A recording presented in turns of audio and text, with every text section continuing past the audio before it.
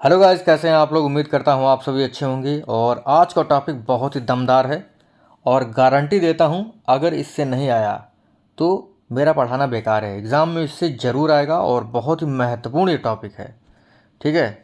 क्योंकि बुद्धि का बहुबुद्धि का सिद्धांत और अन्य चीज़ों पर जो है इस वीडियो में बात होगी। वही लिखा है सबका बाप, अगर इससे नहीं आया तो चैनल डिलीट बिल्कुल कर दूंगा भाई। मेरा पढ़ाने का मतलब ही क्या रहेगा, धमाकेदार वीडियो, 2 से ज़्यादा अंक मिलेंगे इस वीडियो से, क्योंकि बहुबुद्धि का सिद्धांत बहुत ही महत्वपूर्ण है।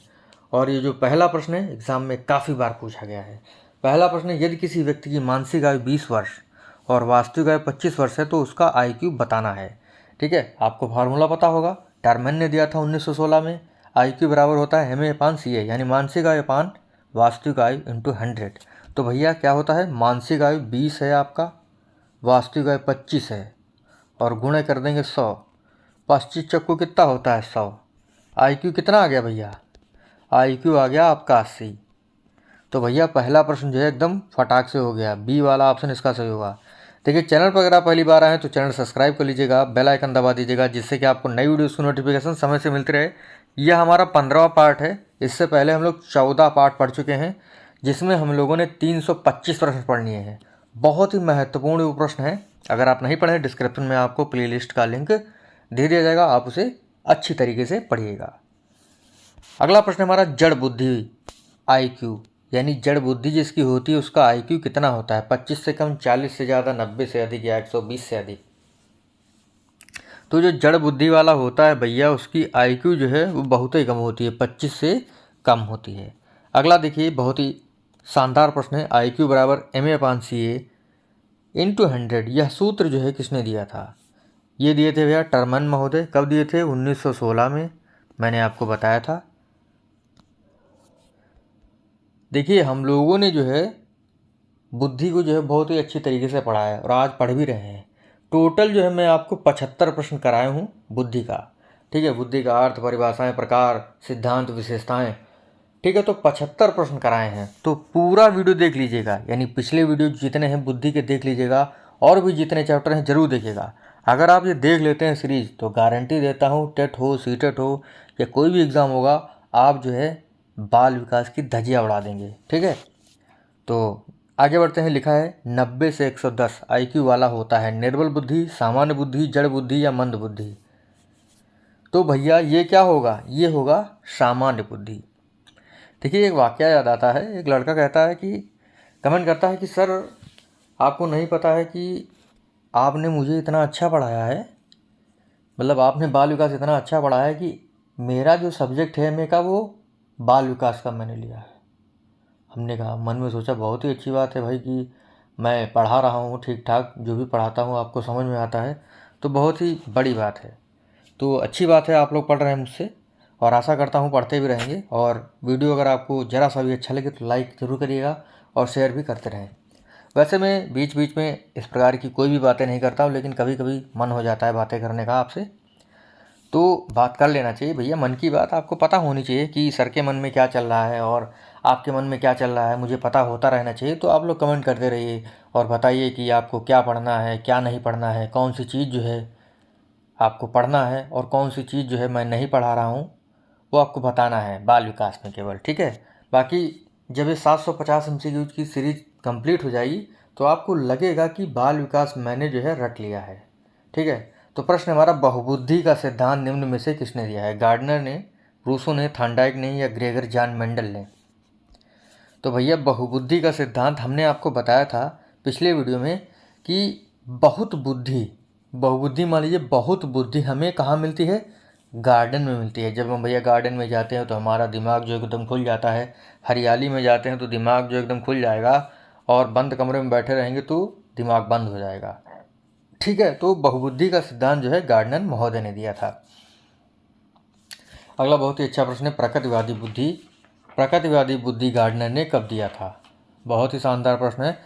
और देखिए, प्रकृतिवादी बुद्धि 1990 में दिया गया, 1992 में, या सन 2000 में, या 2004 में। देखिए, प्रकृतिवादी बुद्धि पहले भैया जो गार्डनर महोदय थे, इन्होंने सबसे पहले बताया कि बुद्धियाँ जो हैं 7 टाइप की होती हैं, ठीक है। लेकिन फिर बता दिया कि 1998 में 8वें प्रकार की बुद्धि जिसको नाम ने दिया प्रकृतिवादी बुद्धि। कब दे दिया? 1998 में। अस्तित्ववादी बुद्धि गार्डनर ने कब जोड़ी? फिर भैया इनके मन में फिर से एक विचार आया कि यार लग रहा है जो है हमें कि 8 प्रकार की नहीं 9 प्रकार की होनी चाहिए। तो इन्होंने 9वीं बुद्धि जोड़ दी, जिसका नाम दे दिया अस्तित्ववादी बुद्धि। एग्जाम में पूछा जा सकता है कि 8वीं बुद्धि गार्डनर महोदय ने कौन सी बताई थी? तो प्रकृतिवादी बुद्धि। और 9वीं बुद्धि कौन सी? अस्तित्ववादी बुद्धि। तो 9वीं बुद्धि जो है इन्होंने कब जोड़ दी अपने सिद्धांत में? सन 2000 में। अगला है, गार्डनर ने बुद्धि के बारे में क्या कहा? बुद्धि स्वतंत्र रूप से कार्य करती है या स्वतंत्र रूप से रहती है। बुद्धि एक दूसरे से संबंधित होती है। बुद्धि एक दूसरे को प्रभावित करती है, इनमें से कोई नहीं। तो देखिए गार्डनर कहते हैं कि जो बुद्धियाँ होती हैं 8 या 9 जितने भी प्रकार की होती हैं स्वतंत्र रूप से कार्य करती हैं, ये एक दूसरे को प्रभावित नहीं करती हैं। तो बुद्धि के बारे में क्या कहा? तो बुद्धि स्वतंत्र रूप से कार्य करती है, इसी वजह से आपका पहला वाला ऑप्शन सही होगा। अगला बहुत ही अच्छा प्रश्न है, भाषाई बुद्धि वर्बल लिंग्विस्टिक इंटेलिजेंस जो है किसके अंदर होती है? यानी भाषा, जो भाषा का अच्छा ज्ञान रखता है उसके पास जो है भाषा की बुद्धि होती है। संगीतकार, मूर्तिकार, लेखक या डांसर। तो भाषाई बुद्धि जो है किसके पास होती है? लेखक के पास, कवि के पास, वक्ता के पास। ठीक है, तो इसी वजह से आपका सी वाला ऑप्शन सही होगा। अगला सेपियल इंटेलिजेंस यानी स्थानिक बुद्धि किसके पास होती है? तो देखिए स्थानिक बुद्धि उसके पास होती है, मान लीजिए कोई भी चीज़ आपके सामने आए और आपके दिमाग में छप जाए और आपको कह दिया जाए कि आप उसको बना दें तो हूबहू उतार दें। तो ये होता है आपका पेंटर और मूर्तिकार। बॉडीली काइनेस्थेटिक इंटेलिजेंस यानी शारीरिक गतिज बुद्धि किसके पास होती है? नर्तक, गणितज्ञ, पेंटर या नेता। देखिए शारीरिक गतिज बुद्धि जो अपने शरीर को अपने हिसाब से मोड़ सके, यानी एकदम अच्छी तरीके से जो है क्या कर पाए, उसको चला सके, कंट्रोल कर सके अपने बॉडी को बहुत ही अच्छे तरीके से। जैसे डांसर होता है, जिम्नास्टिक सीखने वाला होता है, योगा मास्टर होता है, कोरियोग्राफर होता है। तो आपका यहाँ पे क्या हो जाएगा? नृत्यक। संगीतकार के पास कौन सी बुद्धि होती है? स्थानिक बुद्धि, प्रकृतिवादी बुद्धि, संगीतज्ञ बुद्धि या भाषिक बुद्धि। तो संगीतकार के पास भैया म्यूजिक वाली बुद्धि होगी, यानी संगीतज्ञ बुद्धि, म्यूजिकल इंटेलिजेंस। अगला है अस्तित्ववादी बुद्धि किसके पास होती है? मैंने आपको बताया था कि 9वीं बुद्धि सन 2000 में जोड़ी थी किसने? हार्वर्ड गार्डनर ने।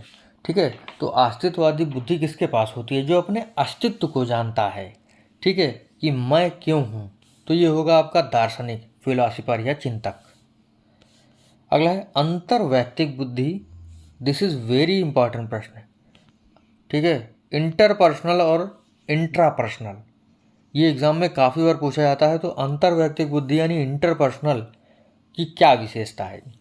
स्वयं को समझने वाला, दूसरे को समझने वाला, योगी संत के पास होती है, इनमें से कोई नहीं। देखिए अंतर्वैयक्तिक बुद्धि किसके पास होती है? तो भैया जो दूसरों को बहुत ही अच्छी तरीके से, इंटरपर्सनल इंटेलिजेंस यानी जो दूसरों को बहुत ही अच्छी तरीके से समझता है, उसके पास अंतर्वैयक्तिक बुद्धि होती है। जैसे आपका राजनेता, चिकित्सक, परामर्शदाता, अध्यापक या आपके माता पिता। प्रकृतिवादी बुद्धि किसके पास होती है?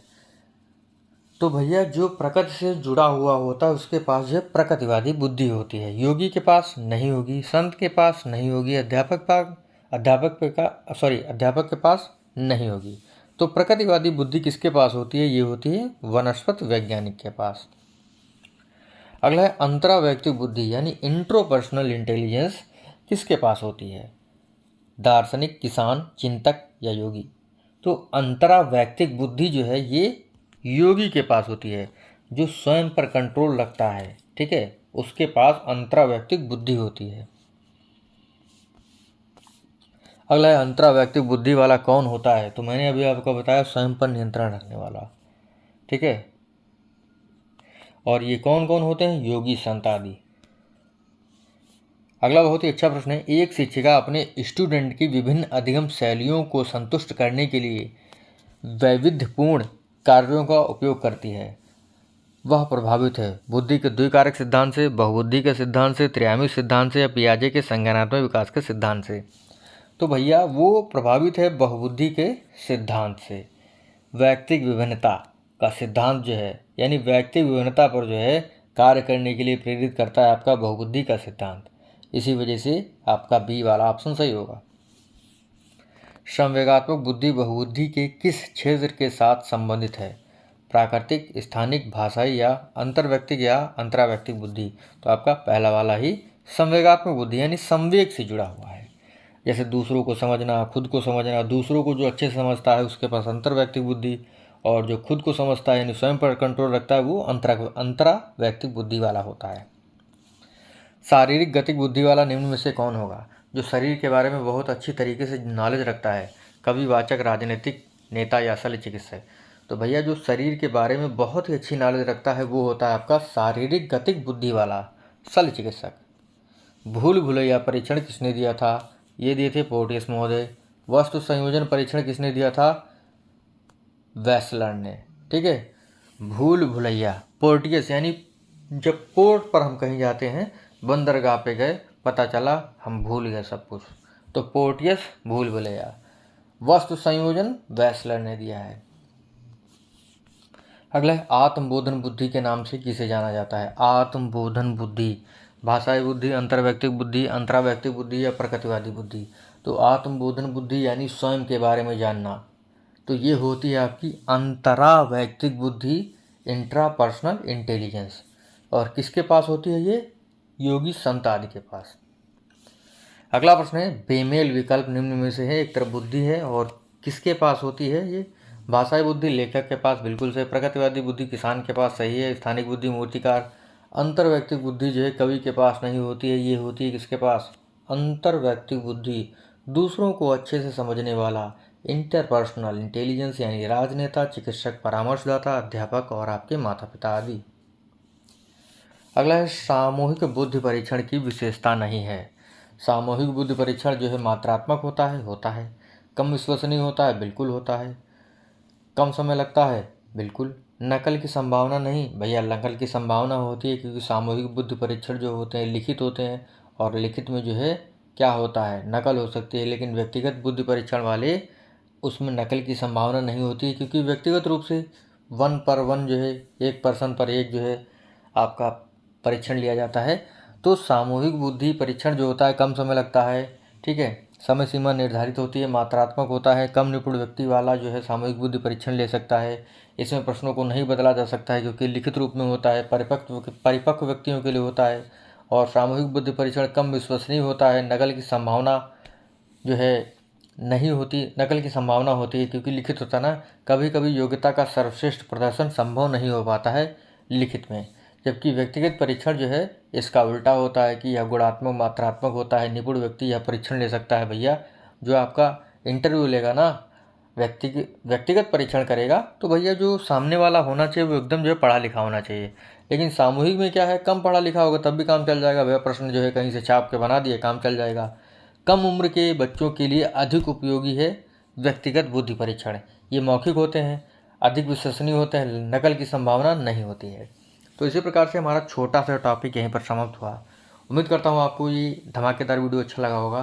Thanks for watching. मिलेंगे आपसे अगले वीडियो में, तब तक के लिए जय हिंद, जय भारत।